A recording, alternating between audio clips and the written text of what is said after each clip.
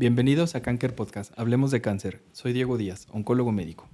Y en el episodio de hoy platicaremos sobre una parte de los pilares del tratamiento del cáncer. Si nos han escuchado desde antes, se darán cuenta que hemos platicado o clasificado tres grandes pilares en el tratamiento del cáncer, que son la cirugía, la radioterapia y el tratamiento sistémico. Por lo general, hace algunas décadas, cuando se escuchaba del tratamiento sistémico, lo platicábamos o se hablaba de forma muy genérica como la quimioterapia. En la actualidad, sabemos que existen diferentes modalidades de tratamiento sistémico y que no todo es quimioterapia. En la actualidad tenemos diferentes modalidades de tratamiento, como es la quimioterapia, la inmunoterapia, las terapias dirigidas o terapias blanco y terapias endocrinas o antihormonales.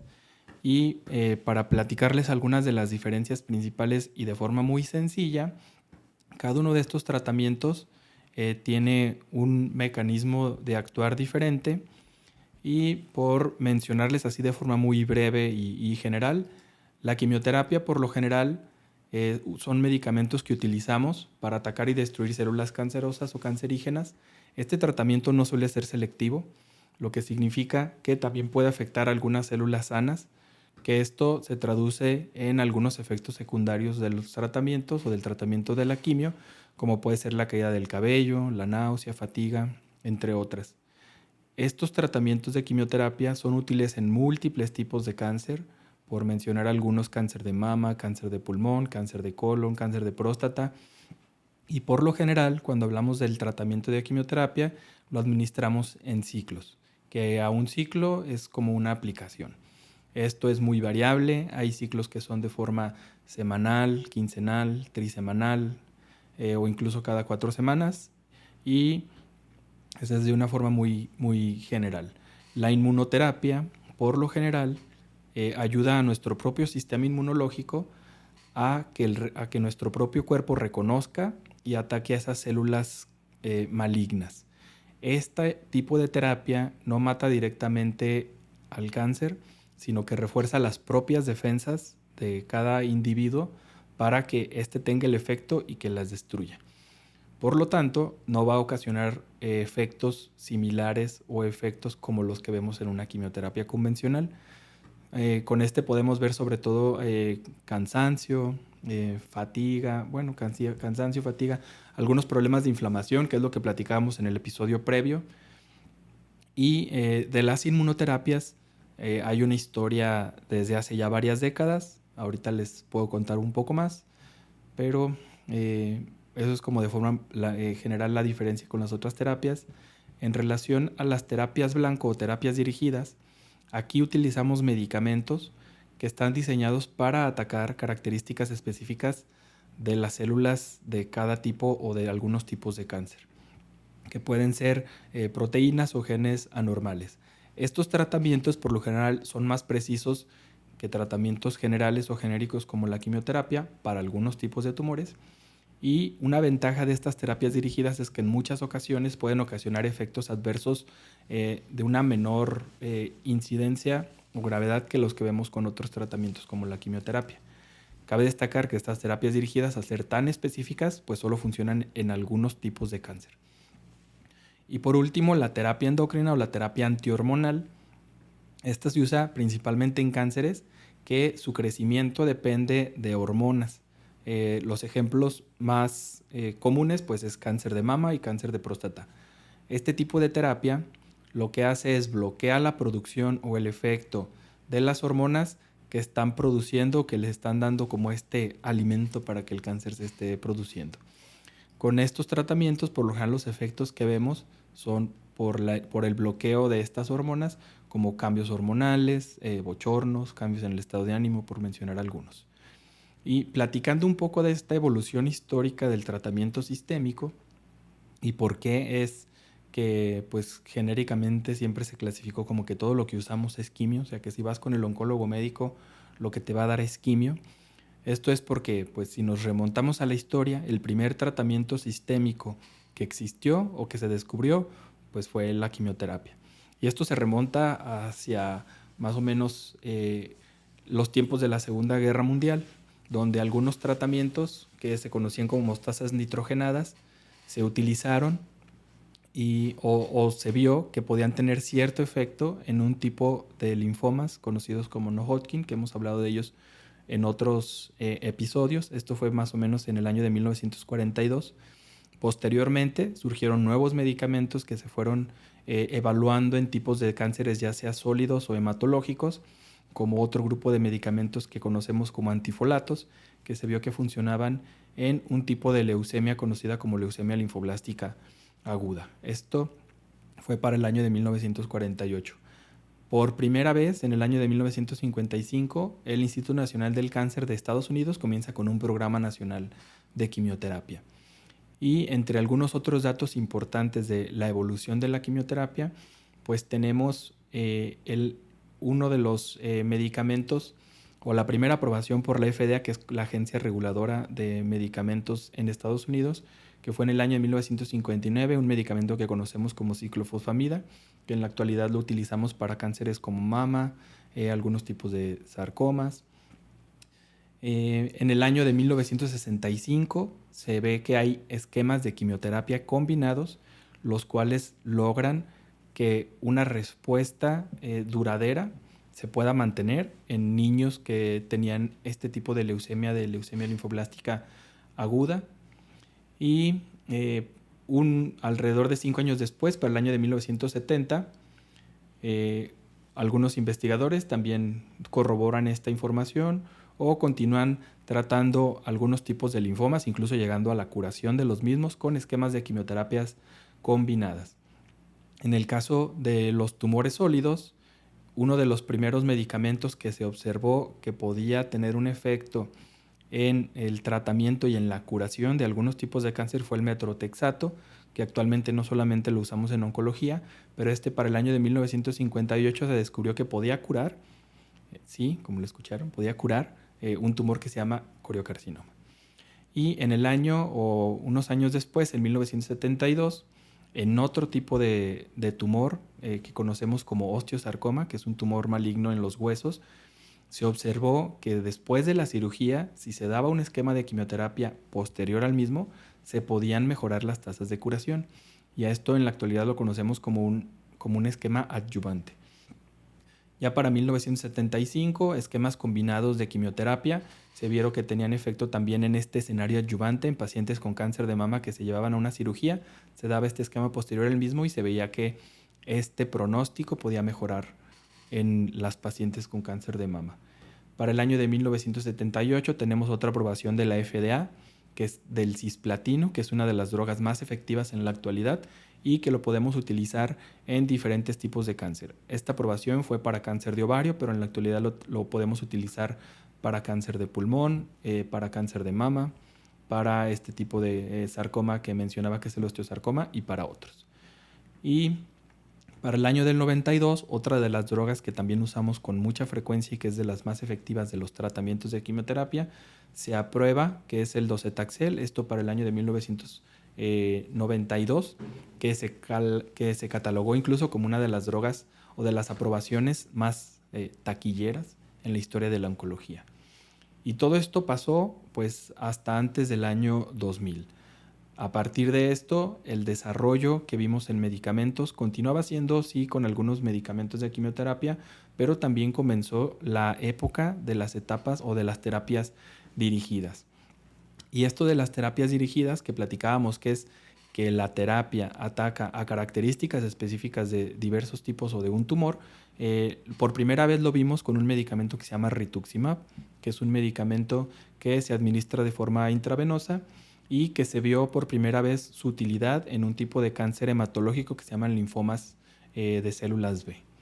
Para el año de 1999 vimos la aprobación de una de estas terapias dirigidas en tumores sólidos, que fue el trastuzumab, que se utilizó de forma inicial en pacientes con cáncer de mama que tenían una característica que se llama HER2 positivo, y de forma inicial se utilizó en pacientes con enfermedad avanzada o metastásica, y en la actualidad pues vemos que se usa desde etapas tempranas, desde este escenario adyuvante, o incluso lo podemos usar antes de una cirugía en un escenario que conocemos como neoadyuvante. Por lo general lo combinamos con otros tipos de medicamentos. Y Otro de las grandes descubrimientos que surgió de estas terapias dirigidas fue en el año 2001. Bueno, el descubrimiento fue antes, pero la aprobación de la FDA fue en el año 2001 para un fármaco que se llama imatinib, que de informe inicial se aprobó en una enfermedad, un cáncer hematológico, y posteriormente en neoplasias sólidas, en un tipo de tumor o sarcoma que conocemos como GIST, que es tumor del estroma gastrointestinal, y que a partir de esto ha habido un gran avance en diferentes tipos de terapias dirigidas. Por mencionar algunas otras, para el año 2003-2004 se descubrió en los cánceres de pulmón una alteración que tenían algunos de estos tumores que se conoce como EGFR por sus siglas en inglés. Surgieron un par de medicamentos que bloqueaban el crecimiento de la célula tumoral a través de este mecanismo, conocidos como erlotinib y gefitinib. A estos los conocemos como inhibidores de tirosina sinasa de primera generación, y en la actualidad pues ya tenemos de tercera generación, que son más efectivos y que tienen una mejor tolerancia y que han cambiado el pronóstico de los pacientes con cáncer de pulmón que tienen esta mutación. Y estos son terapias que van dirigidas sobre solo una característica específica. También tenemos otras terapias que son orales y que les conocemos como inhibidores multisinasa, es decir, pueden tener efectos sobre diferentes características que pueden facilitar el crecimiento del tumor. Y aquí uno de los primeros aprobados fue uno que conocemos como sorafenib, que se aprobó en pacientes con cáncer renal, posteriormente en pacientes con cáncer de hígado. Y a partir de este también tenemos múltiples inhibidores multisinasa que se usan en la actualidad, ya sea solos o en combinaciones con otros tratamientos como esa inmunoterapia. La inmunoterapia no es un tratamiento nuevo. Tenemos una nueva era de agentes de este tipo, pero la inmunoterapia la conocemos desde la década de los 80 o desde la década de los 90, cuando teníamos 3 opciones de inmunoterapias que se utilizaban en algunos tumores, si bien no con la eficacia que nos gustaría, pero desde el año de 1990 la FDA le dio la aprobación a una vacuna que probablemente les pueda sonar familiar, que es la vacuna para la tuberculosis BCG, para un tipo de cáncer de vejiga. Esto desde entonces sigue siendo un estándar. Por esas fechas también, entre los 80s, 90s, surgieron 2 opciones que tenían un efecto sobre el sistema inmune, que era una que conocemos como interleucina, que se utilizó para el cáncer de riñón, incluso tuvo la aprobación por la FDA más o menos por el año de 1992. Actualmente es muy poco su uso, sino por decir que ya no se usa, pero por un tiempo se utilizó en el tratamiento de algunos cánceres de riñón. Y los otros medicamentos de este grupo son los interferones, que se utilizaron también por esas épocas en otro tumor de la piel maligno que se llama como melanoma. Se utilizó más o menos o los estudios surgieron más o menos como desde 1980 hasta el año 2000. Su uso y aprobación por la FDA fue más o menos en 1995, y toda esta década de los 90 y hasta principios de los 2000 o del 2000 fue una opción que se utilizaba. Hasta el 2011, que viene una nueva era de la inmunoterapia con medicamentos que se vieron también que eran más efectivos y que cambiaron la historia en el tratamiento de cánceres de piel como este melanoma. El primero de ellos que surgió es uno que se llama ipilimumab. Posteriormente, para el año 2014, ya teníamos aprobaciones de otro tipo de inmunoterapia con medicamentos conocidos como pembrolizumab o nivolumab. Y en la actualidad tenemos múltiples opciones de tratamiento de inmunoterapia que las podemos usar en diferentes tipos de cáncer, ya sea combinados con quimioterapia, combinados con otro tipo de inmunoterapia, o incluso que usamos como monodrogas o combinados con otro tipo de terapias dirigidas.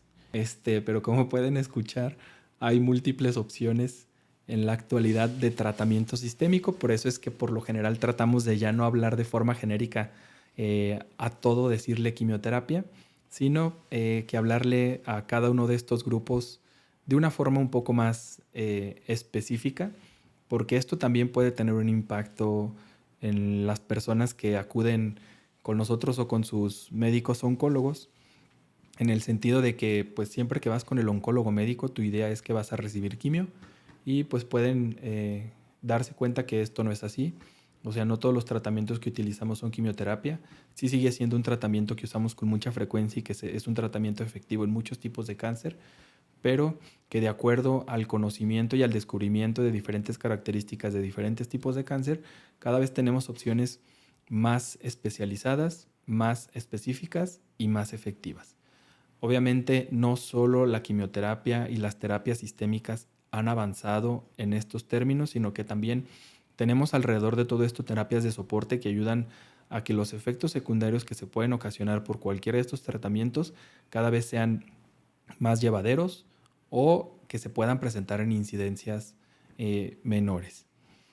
Y pues quizá ya casi para finalizar, por mencionarles algunos nombres de estos medicamentos que utilizamos y que quizá si estás recibiendo alguno de estos o si algún conocido, familiar o cercano tiene alguno de estos tratamientos y si quieres saber si es o no un medicamento de qué grupo, pues por lo general te podría platicar que dentro de los medicamentos de quimioterapia más comunes que utilizamos está este cisplatino, paclitaxel, docetaxel, carboplatino, oxaliplatino, doxorubicina, ciclofosfamida. Todos estos tratamientos son del grupo de las quimioterapias. Cabe mencionar que la quimioterapia en su mayoría se administran de forma intravenosa, aunque hay algunas que podemos también utilizar de forma oral, como una que se llama cabecitabina, que usamos muy frecuentemente para tumores del tubo digestivo. En el caso de las inmunoterapias, en la actualidad con las que contamos, todas se administran de forma intravenosa, excepto la BCG, que esa se aplica de forma local con el apoyo de nuestros colegas de urología en la vejiga.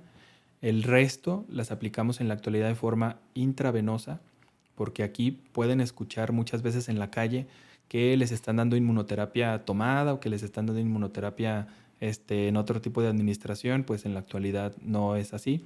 Hay algunas formulaciones que se están preparando y que se están evaluando, incluso hay algunas aprobadas, pero no aún disponibles en nuestro país, que se administran por otra vía que le conocemos como subcutánea, que quizá la forma fácil de que se conozca esta vía es como por lo general se aplican muchas vacunas o la insulina. Y dentro de estas inmunoterapias, que como les digo, la mayoría en la actualidad las aplicamos de forma intravenosa, podemos encontrar medicamentos como estos que les platico de ipilimumab, otro parecido a este que se llama tremelimumab, pembrolizumab, nivolumab, atezolizumab, durvalumab, avelumab. Esos son como de los medicamentos que tenemos en la actualidad de inmunoterapia aprobado en diferentes tipos de tumores. Y finalmente, dentro de las terapias dirigidas, aquí podemos tener terapias dirigidas tanto intravenosas como orales. Por lo general, todas las terapias que son intravenosas tienen una terminación en MAP, como ese trastuzumab que les platicaba. Hay otro que es de ese mismo grupo que se llama pertuzumab. Hay otros como bevacizumab, que ese fue otro de los primeros que se aprobó más o menos desde el 2004 y que lo usamos en diferentes tipos de cáncer, todos estos intravenosos. Y dentro de algunas de las opciones que utilizamos de medicamentos orales, pues está este imatinib que les platicaba, que lo usamos en algunos tumores hematológicos y otros sólidos. Tenemos múltiples terapias dirigidas en pulmón, de acuerdo a diferentes características, como el gefitinib o erlotinib que les platicaba. Actualmente tenemos TKIs de tercera generación, como osimertinib, lazertinib. Para otro tipo de alteraciones que se conocen como ALK, tenemos otros medicamentos que se llaman lorlatinib, crizotinib, brigatinib, alectinib, por mencionarles algunos. Y dentro de los inhibidores multicinasa, que fue otro de los que les platiqué, muchos de ellos los utilizamos, por ejemplo, en cánceres de riñón o en cánceres de hígado. En cáncer de riñón, muchos de ellos los combinamos con inmunoterapia. Y aquí, nada más por mencionar algunos, tenemos uno que se llama lenvatinib, otro que se llama cabozantinib. Y otra de las cosas buenas que vemos en oncología, cada vez, como les platicaba, cada vez tenemos más opciones de tratamiento y esto se traduce en que cada vez tenemos también más aprobaciones. Por mencionarles un dato de esta FDA que les he platicado, por lo general cada año se reporta las aprobaciones que se tienen de la FDA por las diferentes especialidades. Por mencionarles entre cardio, derma, hemato, gastro, neuro, onco, Para el año 2024, el 30% de las aprobaciones fueron para oncología. Los que le siguieron fueron derma con un 12%, hemato, pero no en cosas oncológicas, un 12%, y el resto de las áreas con menos del 10%. En promedio, oncología en los últimos 5 años es el que ha tenido más aprobaciones, y también cuando vemos el número de ensayos clínicos que se están evaluando en esta área, también es de las especialidades donde cada vez tenemos más ensayos clínicos en desarrollo y nuevas opciones de tratamiento, lo cual pues sin duda es una buena noticia tanto para nosotros como para todas las personas que pasan por un padecimiento oncológico, de que cada vez la investigación permita que se puedan tener opciones más efectivas y con una mejor tolerancia. Y pues ya para finalizar, entonces, para nuevamente destacar estas diferencias de los tratamientos sistémicos, la quimioterapia es más general y ataca todo tipo de células que estén en rápido crecimiento. La inmunoterapia ayuda a las defensas del cuerpo a luchar contra el cáncer. Las terapias blanco, terapias dirigidas, ayudan o atacan específicamente a partes anormales de la célula tumoral. Y la terapia endocrina controla las hormonas para evitar el crecimiento del cáncer. Cada de estos tratamientos se va a elegir de acuerdo al tipo de cáncer y a las condiciones de cada persona. Y recuerden que este podcast es informativo. Si desean más información o bajo cualquier síntoma de sospecha, acudan con un especialista certificado. Siempre hay algo que hacer. Recuerda que en Cáncer, tu lucha es nuestra lucha. Nos puedes seguir en nuestras redes sociales. Si te gusta nuestro contenido, dale me gusta y compártelo. En Facebook, Instagram y TikTok nos pueden encontrar como @canker.oncología, en YouTube @cankeroncología, nuestro sitio web canker.com.mx, o también nos pueden contactar vía WhatsApp al 33 15 19 47 00.